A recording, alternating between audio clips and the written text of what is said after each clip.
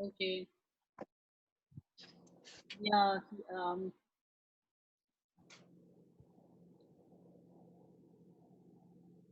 Kala, I think you're not muted. Actually, I Mala is put also not it's on muted. mute only. Muted. 1 minute. No. It's on mute, mine. Huh? You are not muted.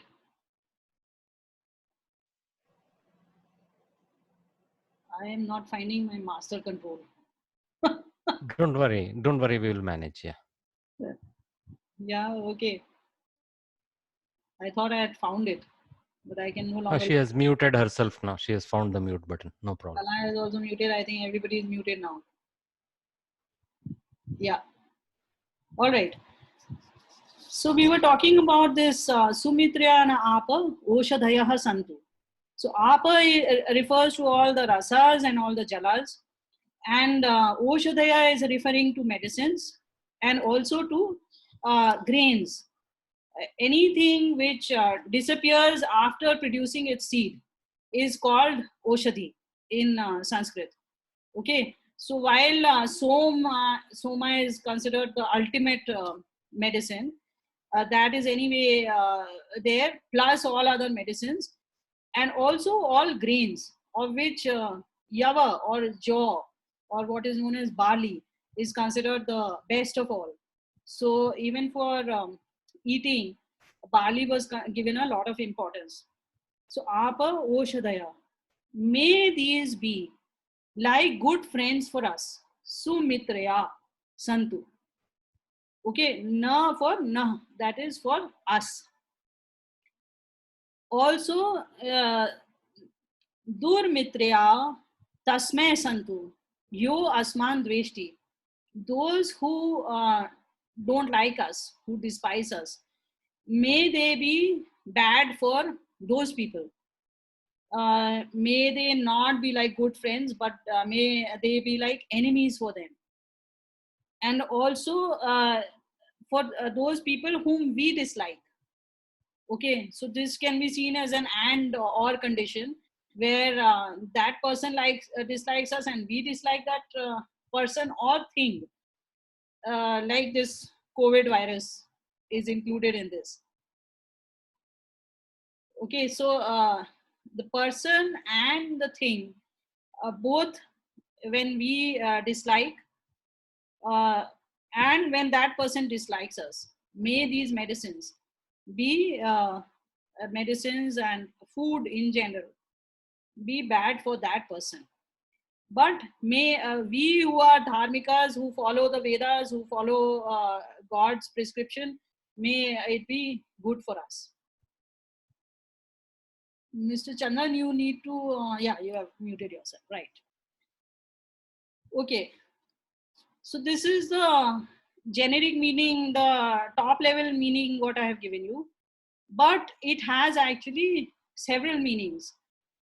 I am going to give you some of them. Swami Dayananda said that this is Ayurveda's Mool Mantra.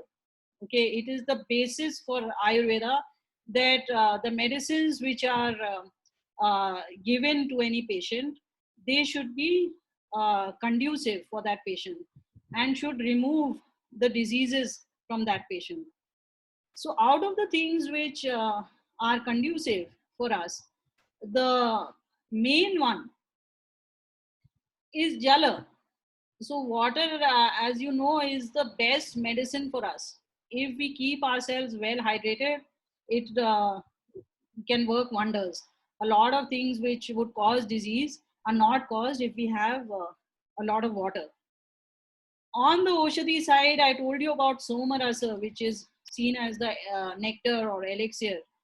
Uh, that, of course, is not available anymore, so there's no point in talking too much about it. But all medicines in general,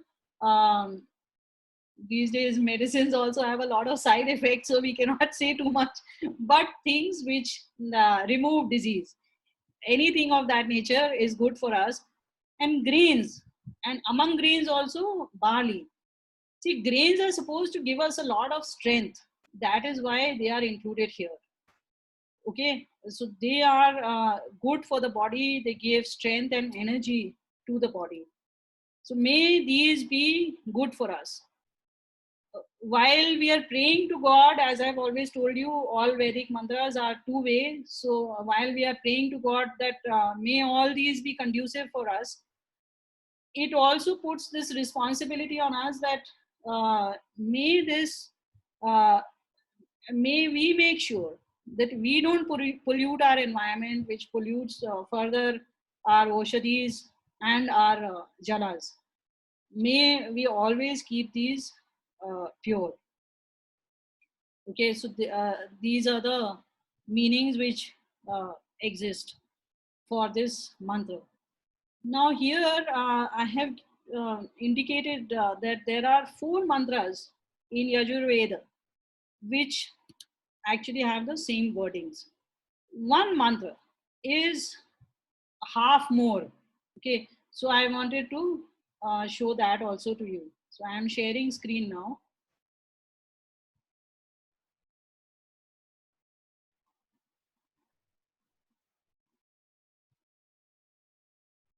Can you see now?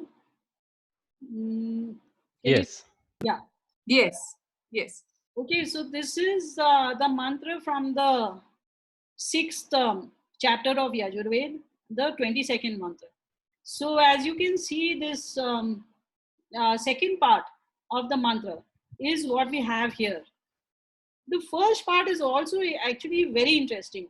So it says, Mapo Moshadir Hinsir Dhamno Dhamno Rajans Tato Varuna no Muncha Yadahur iti varuneti shapamahe tato varuna no muncha. So I have not included this mantra for learning because it will make it very complex, but I wanted to tell you the meaning. So what it says is ma apaha, ma oshadih, hinsih. Oh God, please don't violate or pollute our waters and our oshadhi. Same meaning. Okay, so it's asking God himself directly what meaning is inherent, we have seen in this remaining verse is being said explicitly here. Ma apaha ma oshadih hinsih. Hinsi means violate. Dhamno dhamno Rajan. Hey Rajan, hey king of all beings. And O Varuna, the one who is worthy of emulation. Don't remove us from places. Dhamno, dhamno. Okay, make sure that all places are conducive for us. You know, this is very relevant for our times. I was quite surprised to read this. I had only read the part of the month which I am sharing with you as a Shanti part. But while searching, I found this part. So it's amazing that the Vedas are saying here that we should not be excluded from any place on this planet. Right now, as you know, we are all excluded from a whole lot of places. Okay, this is also meant for the king. So in fact, Swami Dayananda has given from the side of the king, but it's very much valid for God also. So basically, there should be the land should be nurturing everywhere. There should be no place where it is so polluted that we cannot enter it. Yad ahuhu agnya iti. What you have said is inviolate, should not be violated. Shapamahe. I, O Varun, I pledge that I will keep it inviolate. I will not violate that thing. Tataha Varuna no muncha. Oh Varuna, please make sure that you also don't take it away from me. Okay, so while because I am making a pledge that I will not pollute it, you can please rest assured that I will not pollute it, and you also please make sure that it is not polluted by reasons other than me. Okay, So you can see what a lovely environmental message this is.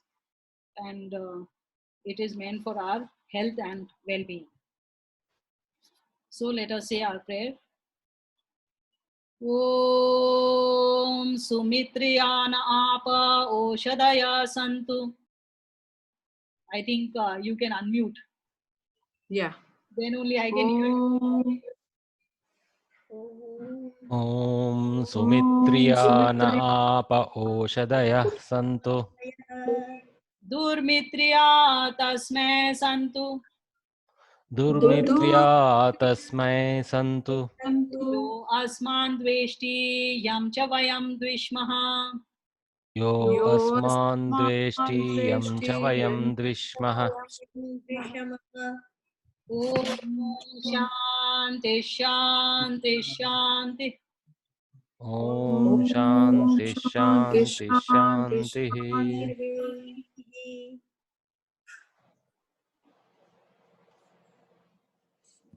Okay, you can unmute now. You can mute it now. And anybody wanting to switch off their videos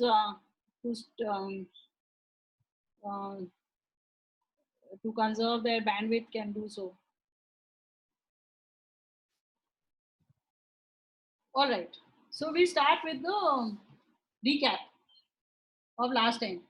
So we are on 574. Who's taking it up?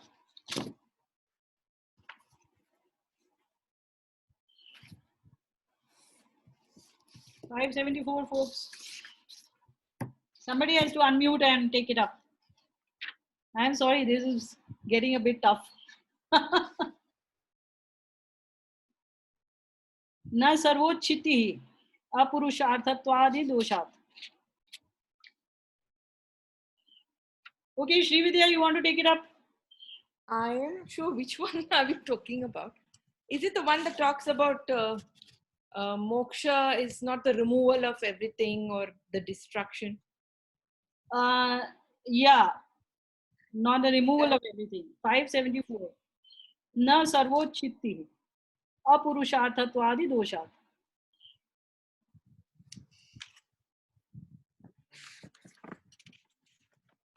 Anybody else wants to take it up in the meantime? Anuj, you want to take it up? Yeah, so here in a series of verses, before proposing his viewpoint of what is moksha, which is the ultimate purushartha, he is stating first what it is not, because usually Purva Paksha views are the misconceptions that he wants to state first before asserting his Siddhanta. So in this particular one, na sarvo chittihi. So chitti means loss or removal. So it is not removal of everything or the jagat. It's not just the mere removal of the jagat, something like that. And because of apurushartatvat iti doshat. So because that will lead to this apurushartatva dosha. So basically, what is the point of removal of everything? What is the purushartha in that? There is no purushartha in removal of everything. So you have to point to something where what we want to attain as the purushartha, not removal of what we apparently see. So that's what the dosha he is pointing out, saying it is simply not like jagat disappears and we get mukti. No, that's what is the assertion here. Yeah, so basically apurushartatva in that would be that you are putting in all this effort. As we have seen, moksha requires a lot of effort. That effort you are putting in for something on the horizon. There is something towards which you are working. So if that something is not there, then what is the point in putting in this effort? If everything disappears, then there is nothing that I gain from it. I too disappear and everything else disappears. So there is nothing that I gain. So why should I put in this effort for no reward? Okay, that is the idea. Then na deshadi labhopi. Can I take it up, Putraji? Please take it up, Mala. Yeah, it means like something similar to the previous verse. This one is the salvation. It does not mean that by going to Swarga, by going to a temporary place, like for example, Swarga, Yeah. is salvation, is you get the attainment of salvation. Right. The thing is with because always the soul and the body, for the soul, body is always a temporary place to stay in. Yeah. So this also is a temporary place, like for example, Swarga is a temporary place, but that's not a permanent one. So you will always come out. That is what this says. So while moksha also is per se not permanent, yet it is such a long time that it is considered as permanent. Okay. So therefore, for all practical purposes, it is considered as a permanent release. So as you said, Swarga is not that permanent. Okay, then something similar, na bhagi yogo bhagasya. Can I try? Go ahead, Kala. Yeah, so here he is again stating what moksha is not. And there is some belief, some people believe that attaining moksha, that is the soul inside us, is all small parts of the soul of the Almighty or the Brahman. So when you, a small part of the whole. Yes, yes. Yeah. So by attaining moksha, some believe that you are going back into the whole. Yeah. But that is not true, because then there is no benefit for the individual soul in going through all the efforts to attain moksha. So this is also not a correct belief. Right. So is that clear? Does that make sense to you? Yes. Atma Paramatma Avyayi Bhava is being refuted. Yeah. Because this is Vedantic philosophy, which we have generally all grown up with, and it is so deeply enrooted, deep-seated in us. So this is outrightly rejecting it. That philosophy implies that if I lose my identity, then what is it that I am going to gain? Why should I, as this identity, put in all this effort? Okay. Chitra, can you do it for this one? The next one? You want to take up the next one? Yeah, the 77, I can take it. Please take it. Shall I? Yeah. Okay. Here basically, what to say, Kapila says that by acquiring, when we do some tapas and all, we do get some sort of a extra power, we do get it. Right. But in Yoga Shastram also, that Patanjali says that the Eightfold Path is there, that when you do it, concentrate on that, you gain some of the powers, but don't stick to that power. You need to go beyond that. If you are going to do becoming a small or big or something like that, it not gives any importance at all. That is the main thing in this one, say, the Siddhi they call it. Yeah. The siddhis will not give you the moksha. Moksha is beyond these siddhis are there. Correct. This is what I could understand. So he is giving the reason why it is not moksha, because he is saying that avashyam bhavitvat. It is necessary. It will follow. So when you put in all these efforts, all these siddhis, you will gain one by one. And these are all these are very transient. These are also transient. Basically, we need to get rid of our sorrow. That is the one thing we have to gain when we do the Patanjali's Eightfold Path. Yes, and it has to be relatively permanent. So therefore, it cannot be this as well. Then the 78th one, Nendradi Pada Yogopi Tadvat. That is simple. That is kind of a... Yeah, this is also very simple. And he said, I can take it? Sure. Okay. Here he says that a moksha is not something like a getting a post or something like that, manager post or any other post. It is just a state of mind. It's a concept and a beingness. That is the main thing he was talking about it. And he says that Kapila says the king like Indra has the what you say. He gets all the power he has. He has the wealth and all everything. But that is also is a transient. But if beyond the moksha is the one which we have to go beyond this to get the moksha. Correct. Exactly. So, Actually, there is a nice story about Indra's fear due to the 100 Ashwamedha yagas done by Raghu. How he is afraid. So that all very transient. Yes. That comes up, I think, in several contexts. Okay. So then after that, now we move in today's class and this first mantra which we had covered, first sutra which we had covered last time. This is the most interesting subject.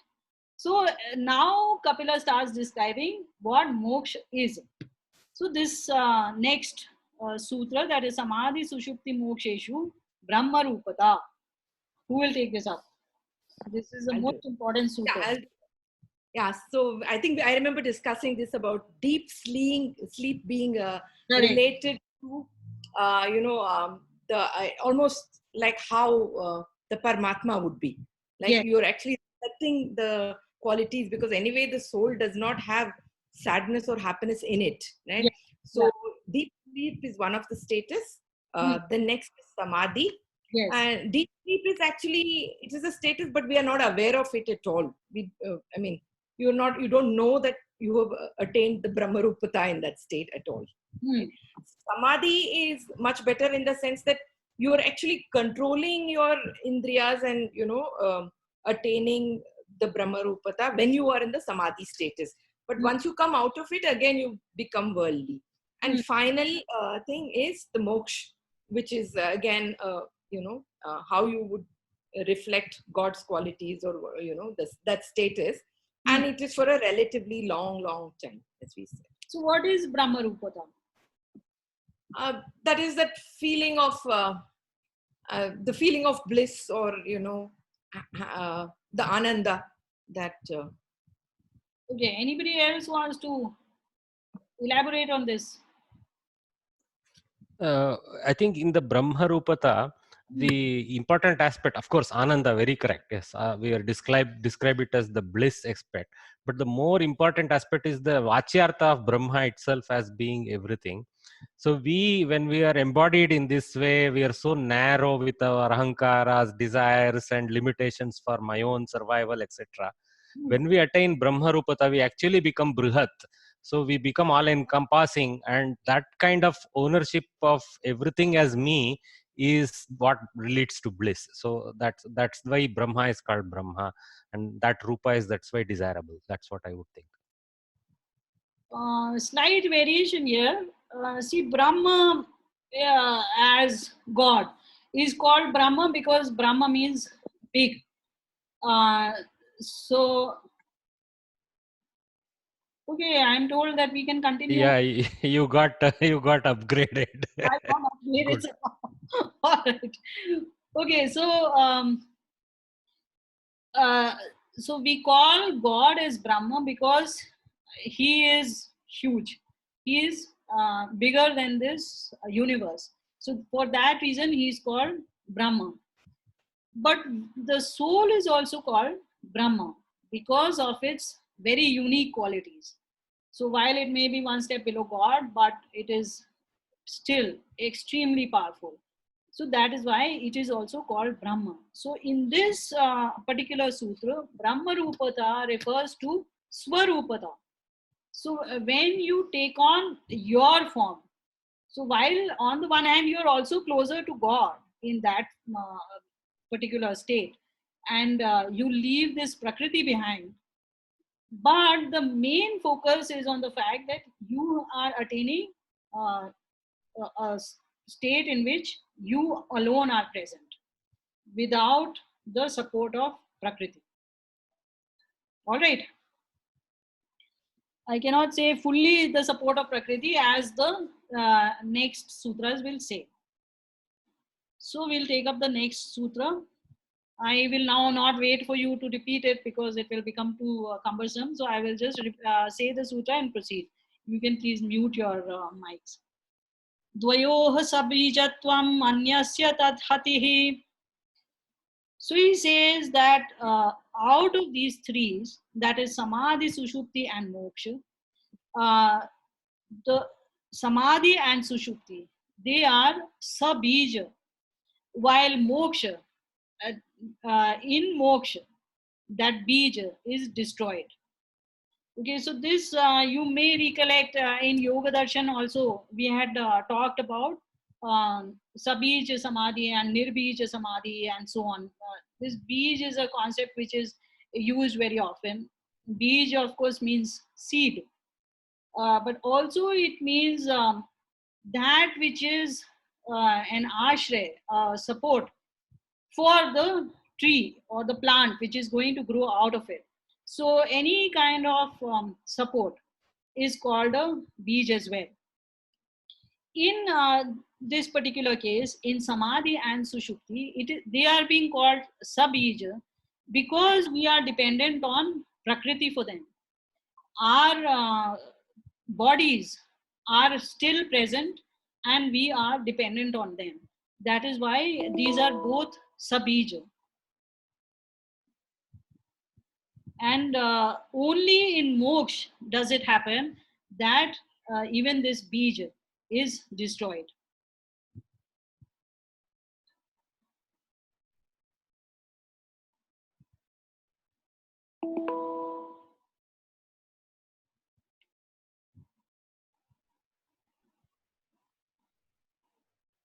Okay, so that is that.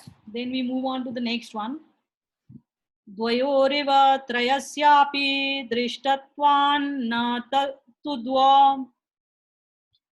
So what happens is that this Samadhi and Sushupti, we all see those states. Those states, while Samadhi, even Samadhi is difficult to see in today's times, yet we can still visualize some people having Samadhi, and we have maybe experienced a few people who have gone into deep meditation. Sushupti, of course, all of us experience at all times. Moksha is something which in large parts of history, people do not experience. So there's always a doubt that does this moksha really exist? Why should I believe in it? So Kapila says that just like the first two, the Trinity is also seen, not just two. So it is not true that there are only two things and the third is incorrect. The third is also seen. Moksha is also observed. So where is it observed? In the Jivan Mukta state. So while these Jivan Muktas are few and far between, but they do exist now and then, and they are seen. And so this is now a Shabda Praman that somebody sometime had seen it, and we must believe that it was seen and accepted. Of course, the other Shabda Praman of the Vedas, the Upanishads, etc. also exist, which tells us that there is such a state as moksha. So Kapil is highlighting that again, that don't have any ashraddha, any doubt regarding this third state and not work for it. You must work for it. Okay, then the next one. Vasanaya narthakyapanam doshayoge api na nimittasya pradhana bhadakatvam. So he says that dosha yoge api. Dosha here refers to Prakriti, our bodies. That even when we are connected with our body, through our vasanas, through our, in this particular case, I would say vasana is, this belief that we are our bodies. So even when we have that vasana with us, that we are our body, the senses stop showing us the arthas, their vishayas, their objects. So typically the senses show their objects, but in these states, that is in samadhi and sushupti, they do not show their senses, show their objects. So why should not we be happy with just that? So then he says, na nimittasya pradhana badhakatvam. Even though we achieve this state where we are no longer connected to the world, yet this state does not lead to the stoppage of the world. Pradhan is again Prakriti. So it is not a badhak. It doesn't stop that Prakriti. When I wake up from Sushupti, again that sansar is there in front of me. When I wake up from Samadhi, again the sansar is in front of me. My sharir is there with me. So this does not work towards removing my body, removing the world. So that is where these two fall short, and moksha is the one which entirely stops this connection with the body and our association with the world through the body. Okay. This is a slightly difficult sutra. If you have any questions, please ask me in the end of the class. So this now covers moksha and how it is different from samadhi and sushupti, while also being a little bit similar to them, in the sense that the soul, at least for some time, is disconnected with the world. Now we come to an even more interesting topic, for me at least, and that is about body. What is this body? What are the types of bodies that we have? So Kapila says, na dehamatratah karmadhikaritvam vaishishtya shruteh. So he says that just by possessing a body, you don't attain the adhikar, the authority to perform karma. Because it has been said, or the Vedas say, that there is a special kind of a body which allows karma to be done. So first remember that karma is any action which leads to a phala. So anything which gives us a reward or a punishment is called a karma. So he says that just because... Uttara? Yes. I am lost. Where are we? Can you just tell me the verse again? This is the 83rd verse. It's number 124, Kala. We have to skip a couple of pages. Oh, yeah, sorry. Yeah, that is true. There are some sutras which are to be skipped. What is the page number you said? This thing, Srividya? So you have to skip the verses. Na deha matratra. 376 page. We have to go to 376 page. Okay, I got it. Na deha matratra. 120, 121, 122 and 123. These are corrupt. So you have to skip those and come to 376. Okay, got it. Thank you. Welcome.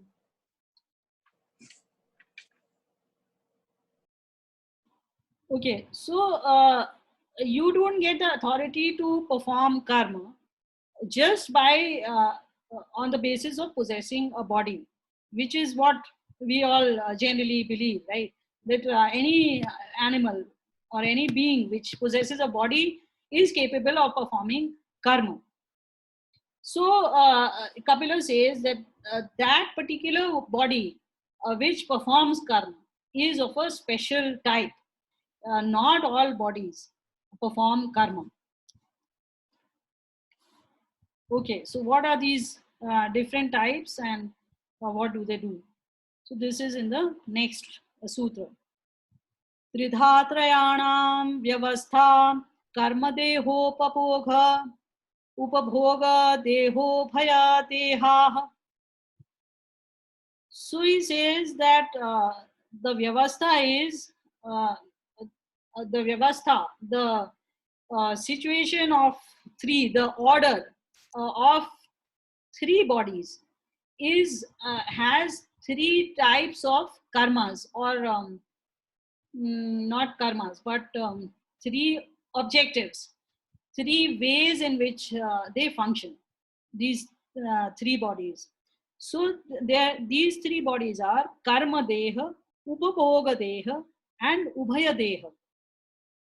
So karma deha, very broadly, that which performs only karma. Then upabhoga deha, which only performs bhoga, which only consumes, does not perform any action. And ubhaya deha, which consumes and performs action, is called ubhaya deha. Both. Ubhaya means both. So karma deha, upabhoga deha, and ubhaya deha. Who has these bodies? So there are three yonis which are considered. One is Deva Yoni, second is Manushya, and third is Tiryak. So Deva is not divine beings as we understand, who live in Swarga, Indra, and so on, who live elsewhere in some celestial dimension. But this is on earth only and other places where beings exist, who are Jivan Mukta. So we looked at Jivan Mukta, right? So same thing, sages who have gone beyond this material connection. So while they are connected, they are still far from it. Okay, they are really, actually, they are disconnected.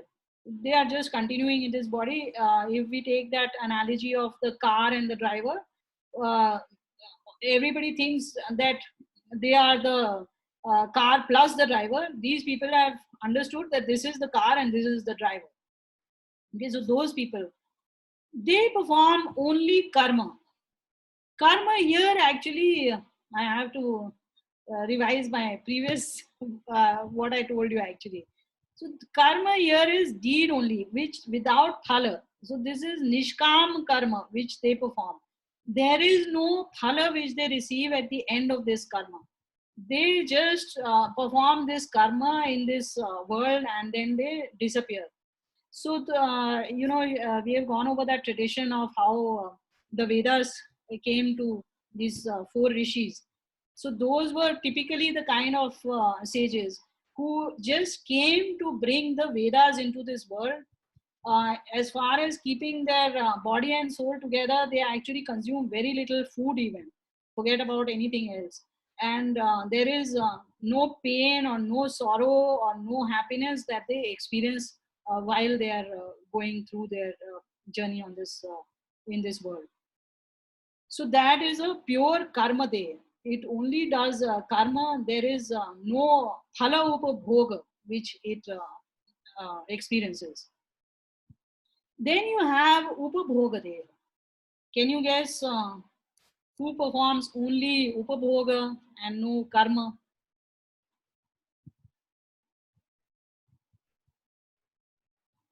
Swargavasi? No. Animals like? Animals, yes, exactly. So all animals other than human beings, these are called Tiryak yonis. Okay, that is diagonal yonis, literal translation is, but basically the ones which are lower down. These do not perform any karma because they are following their instinct which has been placed in them by God. So obviously when God has placed some instinct, it is like we place a program in a robot and then the robot performs that program, then we cannot penalize or reward the robot for performing that function. So similarly, when God himself has placed these instincts in the animals and the animals are functioning based on that, he cannot reward or penalize them for it. All they do is they experience sorrow and happiness based on the karmas which they have already performed in other lives. In fact, in life as a human being. So whatever they did as a human being, it was so bad that they were demoted to being an animal, and now they are experiencing it as an animal which cannot perform any karma on its own. It does not have sufficient brains, sufficient intelligence to be able to say that, okay, I will not do this, I will do something else. Okay, if you see a human being perform something else other than what its natural instinct is, because it has so much brains that it can think of doing maths and solving equations and so on and so forth. So then we come to Ubhayadeha, which by now, of course, you have guessed is the Manushya Yoni, which performs both karma as well as receives the reward for its actions. Okay. So Tridha Triyanam Vyavastha, Triyanam Yoninam. Tridha Vyavastha. It is the Vyavastha for these is of three types, that they are either Karma Deha or Upabhoga Deha or Ubhaya Deha.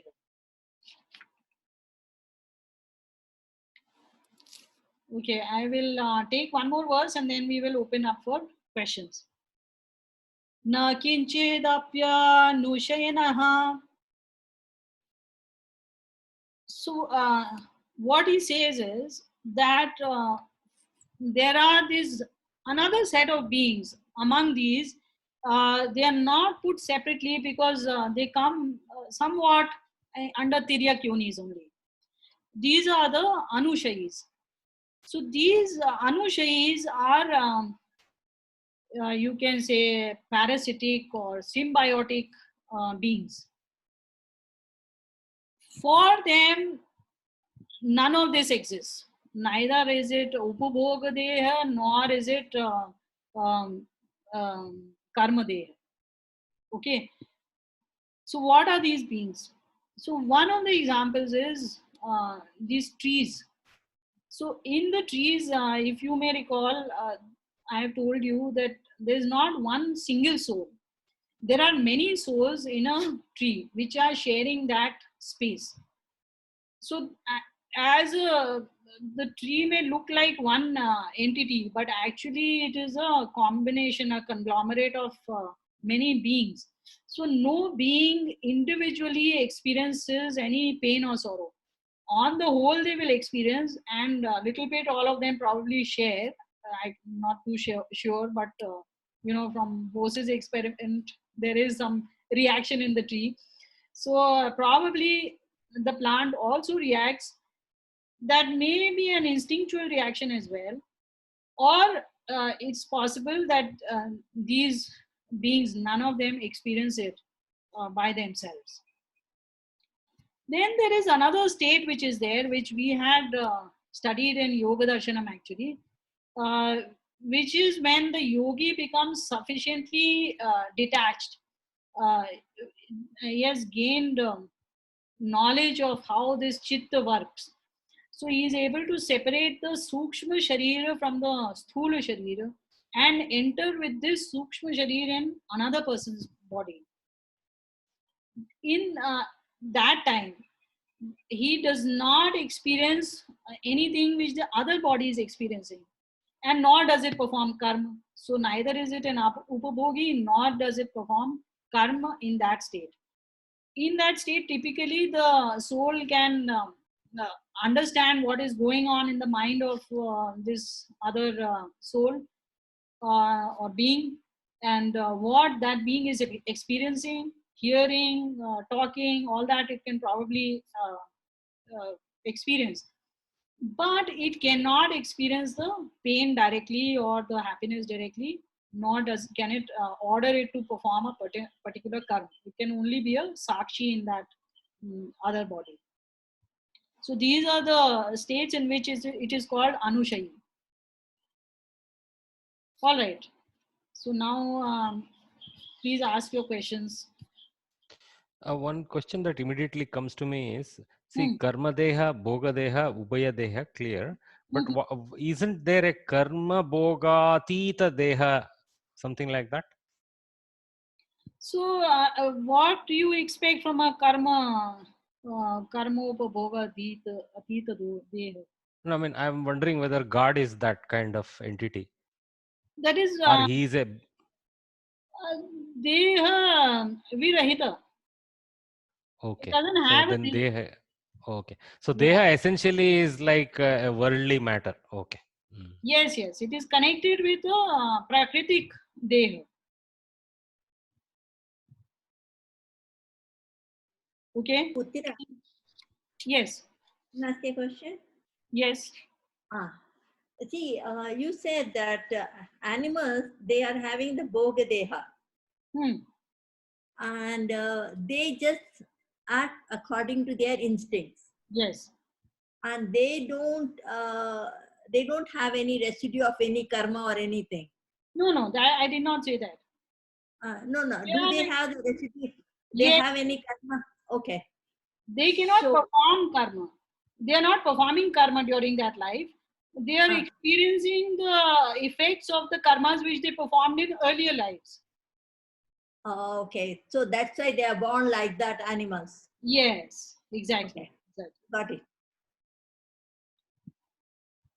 Uttara? Yes, Kala. See, the last one, no, you said when the yogi is able to enter another person's body. Yes, yes. Why would they do that, and does that really happen? So, see, that doubt about whether it happens or not, if I take that second part of your question first, that doubt we will have because we don't see it in our times, right? But we do find references to it in our mythology and in Ramayana and Mahabharata. You would have come across times when somebody entered somebody else's. There is that Nala's Nala Damayanti, that Nala's guru. No, actually, Shankara got into the king's body also. Correct. Adi Shankara, just to experience the family life. Right. So, like that, these stories do exist, and Kapila himself will try to remove this doubt from us later on, because these seem like such a something so unbelievable and something you just can't even think can happen. But it is possible. That is what we understand. Why you should do it? I don't know. Maybe you have to find out what is going on in the mind of that person or something like that, and for that reason you perform that action. Probably in these stories also we'll find some reasons why somebody entered somebody, like Gauri is saying, Shankara entered somebody's body to enjoy bhoga. But obviously here it is saying that bhoga cannot be enjoyed in another person's body. Because person's soul continues to exist and that person continues to act independently. You are just sitting remotely almost and just observing, okay, what is this person thinking and doing? Correct. So you're not experiencing anything in that, no? So no. I don't know how Shankara experienced this. Yeah. Anyways. No, these are some of the very high level cities. So it's not happen so easily. Okay, so let us now take up our second Shanti part. Okay, this is a very easy one to learn and very nice mantra for us to gain courage and be relieved of our fears. Okay, in today's times, we are all panic stricken and fearful of things, people, and so on. So this will help us tide over these difficult times. So he says, Abhayam Mitrat. May I not be, oh God, grant me, remove my fear towards friends. The fear which that my friends might do something to me, might give me coronavirus, may I not have any such fear from my friends. Abhayam amitra. That those who are not my mitra. So you know that whole it's just divided into two, mitra and amitra. So while we can take it as enemies, but basically those who are even neutral to us, may I not get anything bad from them, and may I not have any fear from them. Abhayam jnata, that which we know, let me not have any fear from that. Abhayam puroyaha, that which is before me, let me not have any fear from that as well. So here this some Griffith, who was a commentator of the Vedas, he possibly changed it and he took it as the opposite of Jnatad and put in Paravokshat. So that is also a version which is available, Abhayam Jnatad, Abhayam Parokshat. But I have given you what has traditionally been carried. So Parokshat means that which is unknown, which is not present in front of me.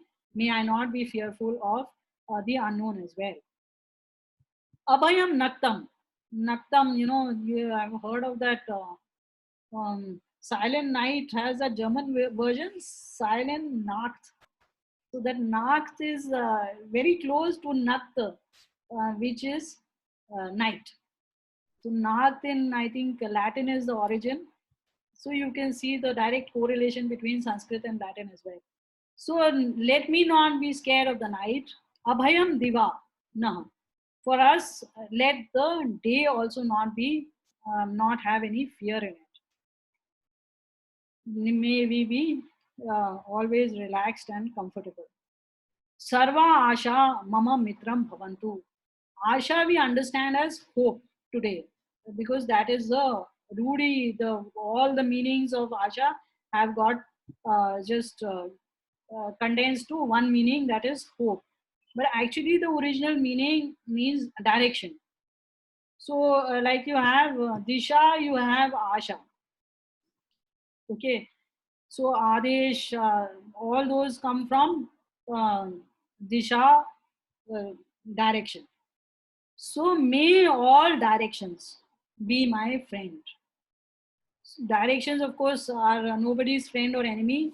So what it means is that anything which lies in any direction, may it be my friend, and may I not be scared of anything. All right. So please unmute your mics and sing along with me. Om Abhayam Mitrat, Abhayam Mitrat.